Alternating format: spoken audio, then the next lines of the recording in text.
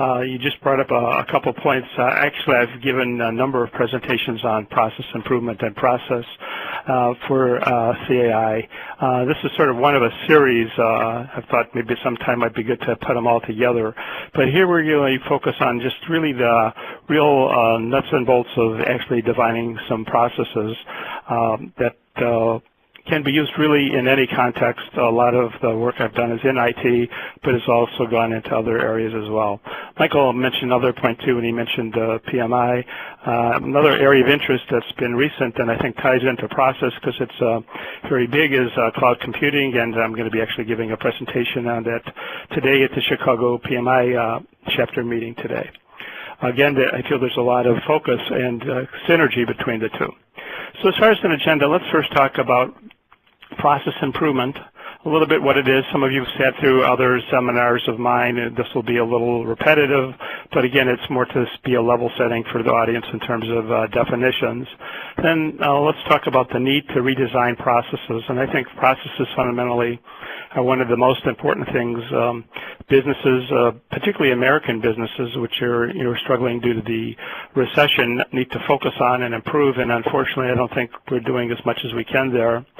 Then look at it, and what I've developed over really 15, 20 years of doing this now in one form or another, an agile approach to process improvement, and then how we go about getting started. So let's move on to say, we all know we live in a very volatile economy. The world is a global economy. A tsunami in China affects our ability to produce goods and services here, from iPads and iPhones to cars and other equipment.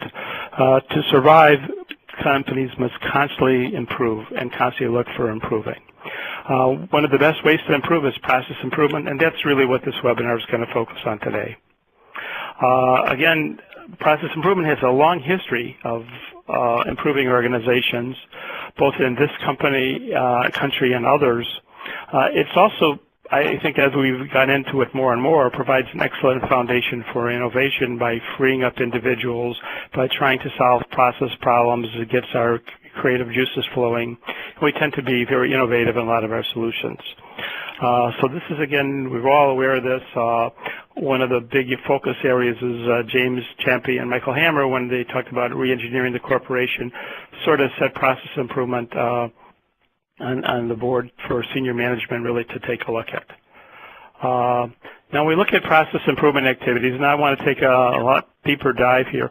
What do we really mean by that? So we're talking about process improvement. Well, we mean things like removing duplicate tasks, removing the white space between tasks. So if you submit a request for, let's say, a new server, and it sits on somebody's desk for 3 days before they actually get to it in their queue, that's white space between one process and another, and that's wait time that we really want to try and get rid of at all cost. I won't say at all cost, but get rid of it at a reasonable cost. The lean folks would call that a lean approach as well, removing non-value added time and space. We can look at designing processes more effectively. The whole idea is we want to take a as-is process and prove it and get some value out of that. So let's take a look at it as an example. Again, this is an example from a non-IT area. We really want to look at eliminating white space between some of the tasks here. From sales to proposal, there's a wait time, maybe where the order gets actually confirmed, various things are done to do credit checks or whatever. That's white space, that's wait time. From the proposal to order entry, more wait time. The idea from order entry to scheduling something for production, moving it into manufacturing, deploying it again, there's white space. There are also things we can do if we feel pretty comfortable on our, look at our to-be and our proposal, we can say maybe while at the tail end of the proposal, we can begin the order entry process, maybe do a credit check on a brand new client. Begin understanding where they want to have our goods and services delivered and put that into our order entry system. Potentially look at scheduling as well and look at lean scheduling, trying to minimize highs and lows of our schedule so that we can actually get the most out of our manufacturing, which makes manufacturing more efficient, and look at deploying the process and then operating it, all with the goal of doing that with a high quality will reduce defects. You see the whole defect and repair rework is reduced. So we've made a lot of gains in terms of reducing time and probably reducing the operating cost of our product, our process as well. Now, let's go back and talk about, well, what do we mean by process? Process is really very simple and really very complex at the same time. We really take a sequence of activities that transform some kind of input into an output. There's a supplier that provides the inputs. There are various entry criteria. So if you have a form you need to fill out and let's say include a check for $25 to register for a new, let's say, health club membership, and you don't supply the check, you haven't fulfilled all of the entry criteria, and they wouldn't begin processing your new membership. Once you satisfy the entry criteria, there are various process steps that transform the input into an output. Before we know we have good output, we have to validate that output, and there are various exit criteria. Let's say if I'm going in for a health checkup, they want to check all the results before they give us a clean bill of health as far as our output, which is then given back to the customer.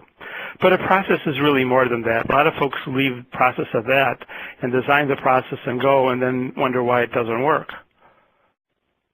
But we need more things than that. One, the whole idea of the supplier input process output customer comes from Six Sigma. It's based on called SIPOC. We have mechanisms to define processes this way, pretty standard that people are very familiar with. That's part of the process design process.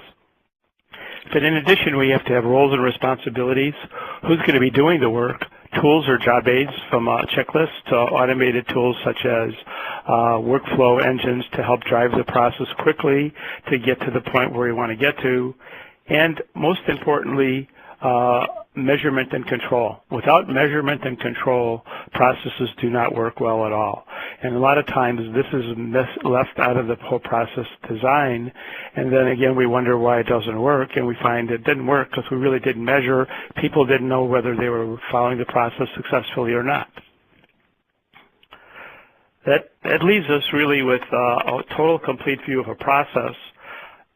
One other challenge is oftentimes many process groups within large organizations tend to get overly carried away and develop very, very heavy processes. And let's say the IT software development lifecycle, I've seen cases where there's 60 or 70 deliverables required to complete a project. And in reality, we probably need 3 or 4. The code being the most important one, and this is where a lot of the agile folks say, let's take a much lighter weight view.